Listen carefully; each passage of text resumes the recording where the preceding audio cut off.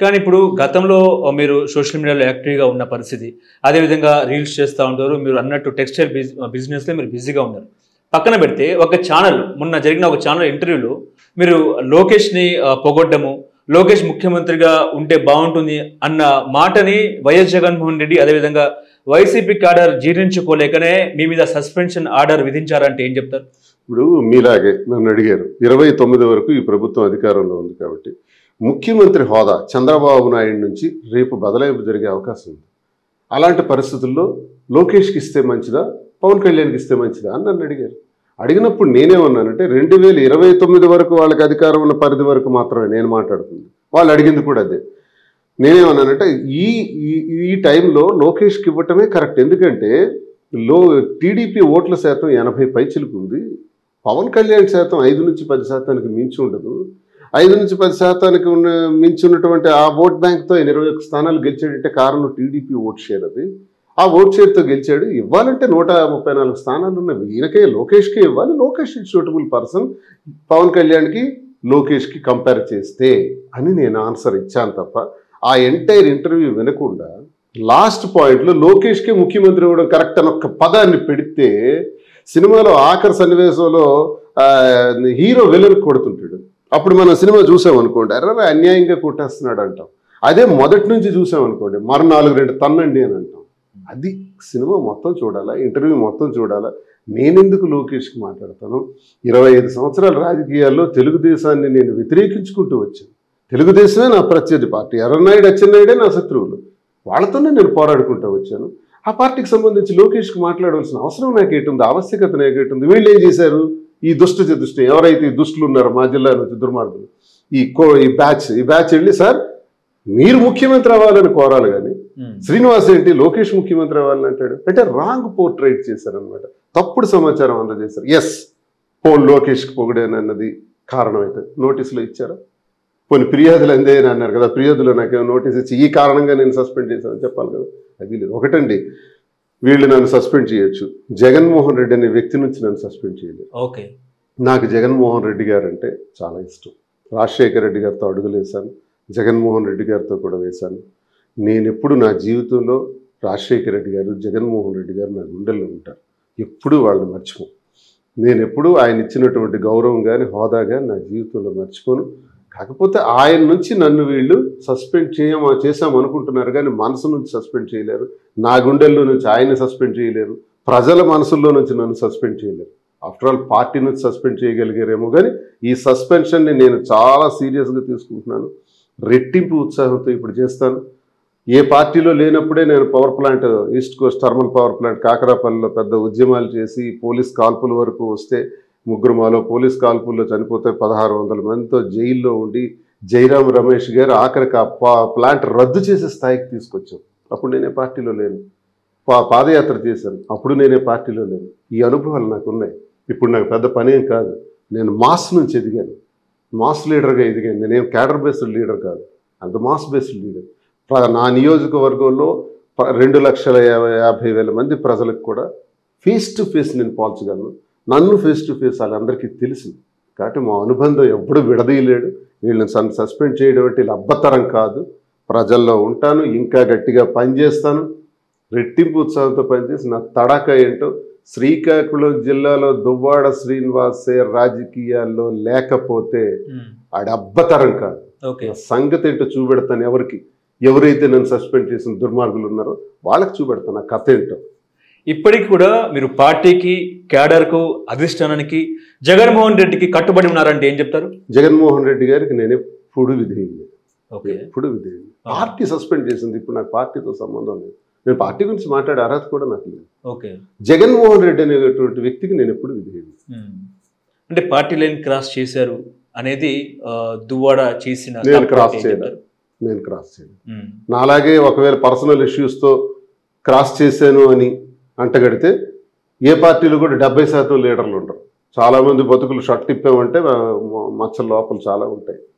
కానీ అవన్నీ కవర్ చేసేసుకొని నాకు సంబంధం లేదు, నేనే తప్పు చేయలేదు, నేనే నేరం చేయలేదు, నేనే అవినీతి చేయలేదు అనుకుని కాలం గడిపేసే నాయకులే ఉన్నారు 70%. నాకు ఆ పరిస్థితి లేదు. ఎంతమంది ఎంత టార్గెట్ చేశారు కానీ దమ్ముంటే నా పాయింట్ ఏంటో చెప్పమానండి, నా మైనస్ ఏంటో చెప్పండి, నా తప్పు ఏంటో చెప్పమానండి. చెప్పలేరు వాళ్ళు. ఓకే. సస్పెండ్ తర్వాత మీ నియోజకవర్గాల్లో టెక్కలిలో బాగా తిరుగుతున్నట్టు కూడా వార్తలు వస్తున్న పరిస్థితి. ఇదేదో ముందే సస్పెన్షన్ ముందే చేస్తే బాగుండేదేమో అనేది ఒక చర్చ. నిజమే అంటారా? నేను అది చేయటం వల్ల వచ్చింది ప్రాబ్లం. నేను ఇంకా ఎమ్మెల్సీగా ఉంటూ చాలా యాక్టివ్గా తిరగటం ప్రారంభించాను. తిరిగిన తర్వాతే శ్రీనివాస్ని అణగదొక్కేసాం, హైదరాబాద్ పంపించేసాం, టెక్కల్లో అడ్రస్ లేకుండా చేసాం అనుకున్నామే, మళ్ళీ తిరుగుతున్నాడే, వీడిని ఎలాగైనా సస్పెండ్ చేయాలని చెప్పి వాళ్ళు నన్ను సస్పెండ్ చేయించారు. అంటే సస్పెండ్ చేస్తే నేను తిరగటం మానేస్తాను అనుకున్నారు. సస్పెండ్ చేస్తే నాకు అదొక తలెంట్రుకతో సమానం. సస్పెండ్ చేస్తే నేను ఎందుకు తిరగడం మానేస్తే నేను ప్రాణం పోతుందా? లేదా నన్ను తీసుకెళ్ళి ఐసీయూలో పడేస్తారా? నేనేమైనా మార్చురీ రూమ్కి వెళ్ళిపోతానా? సస్పెండేషన్ అంటే అర్థం ఏంటి? సస్పెండ్ చేస్తే నేనేమైపోతాను?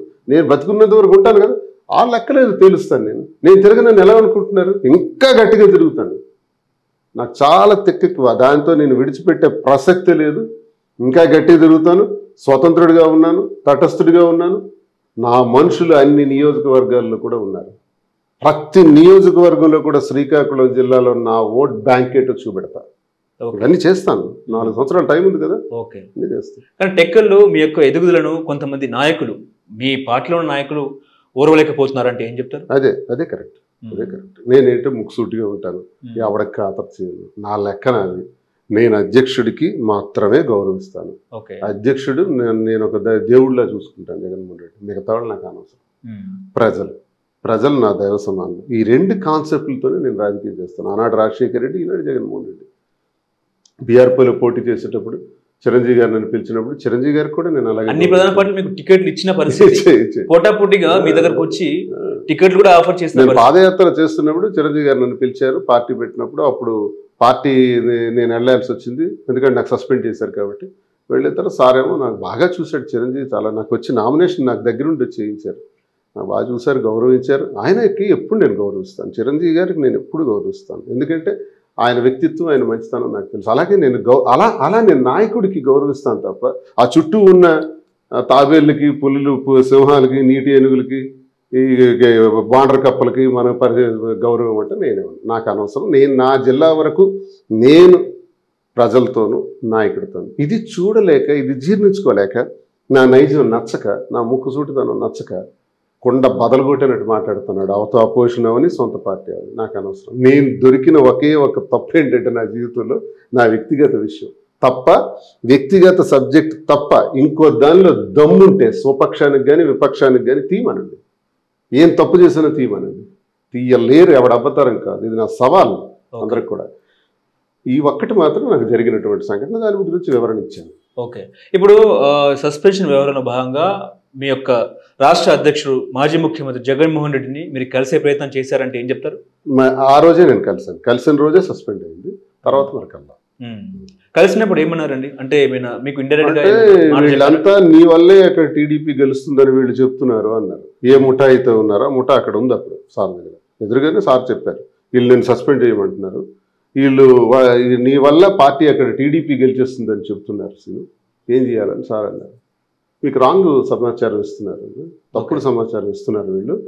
సరే మీ ఇష్టం, నమస్కారం అన్న అన్నాను. మీరు ఎప్పుడు నా గుండెల్లో ఉంటారు, శాశ్వతంగా మీరు నా గుండెల్లో చిరస్మరణీయులన్న, మీ ఇష్టం అన్న అన్నాను. అంతే.